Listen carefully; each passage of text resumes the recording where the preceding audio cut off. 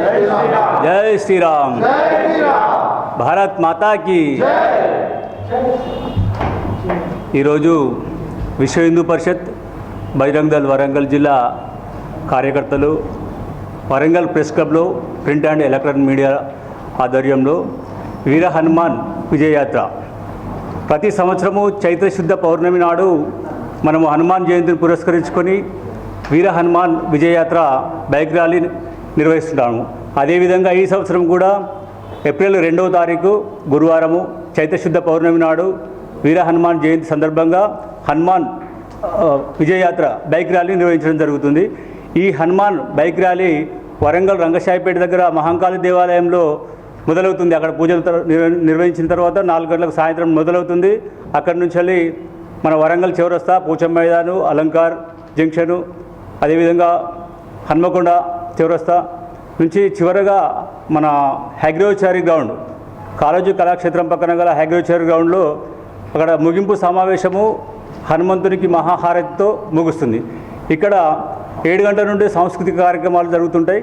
ముగింపు సందర్భంలో అక్కడ అందరూ ఆత్మీయ హిందూ బంధువులందరూ, వరంగల్ ట్రై సిటీస్లో ఉన్న హిందువులందరూ కుటుంబ సమేతంగా ఈ బైక్ ర్యాలీలో పాల్గొనాలి. అదేవిధంగా ముగింపు సమావేశంలో పాల్గొనాలని విశ్వ హిందూ పరిషత్ బజరంగ్ దళ్ మిమ్మల్ని అందరినీ ఆహ్వానిస్తుంది.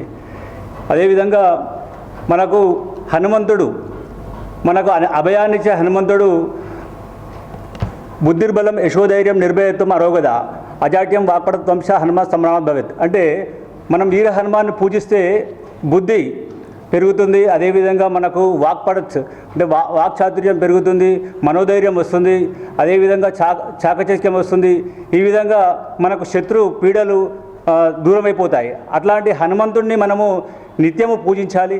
హనుమాన్ చాలీసా పారాయణం చేయాలి.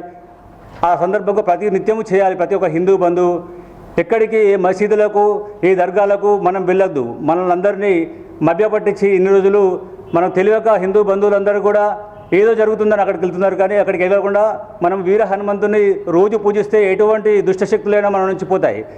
ఈ సందర్భంగా విశ్వ హిందూ పరిషత్ మిమ్మల్ని మనవి చేస్తుంది ఏంటంటే, మనం విధర్మీయుల దగ్గర పోవడం కానీ అక్కడ కొనడం కానీ ఎటువంటివి చేయకూడదు. ఈ హనుమాన్ శోభయాత్ర సందర్భంగా ప్రతి ఒక్క హిందూ బంధువు పాల్గొని దీన్ని విజయవంతం చేయాలని కోరుతున్నాను.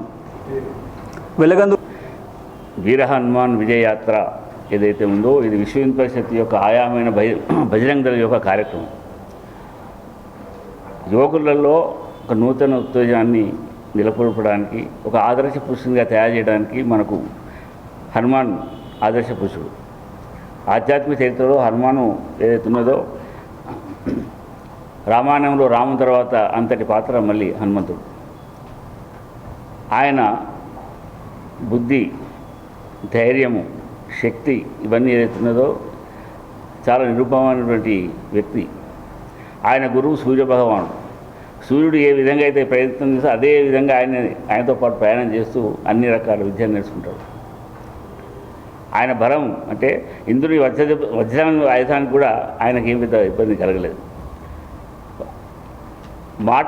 ఆయన మాట్లాడే మాట ఏదైతుందో శ్రీరామచంద్రుడే ఆశ్చర్యపోతాడు. ఈతను ఉన్నటువంటి యొక్క వ్యక్తిత్వం, ఆయన యొక్క ఆదర్శ భావాలు, ఆయన శక్తి ఏదైతే ఉన్నదో పక్కవాడు చెప్తే ఆయన తెలుస్తుంది. అంటే ఆయన తెలియదని కాదు, కానీ అట్లా రామాయణంలో అంటే మన ఈరోజు యువత కూడా అట్లా అంటే ఆయనను ఆదర్శంగా తీసుకొని ఈ మత్తు పదార్థాలకు మిగతా వాటికి దేన్ని కూడా లోను కాకుండా ఆయనని ఒక ఆదర్శంగా తీసుకొని యువత ఒక సన్మార్గం నడవాలని చెప్పే ఉద్దేశంతో ఈ యాత్రను మేము ప్రారంభించాం.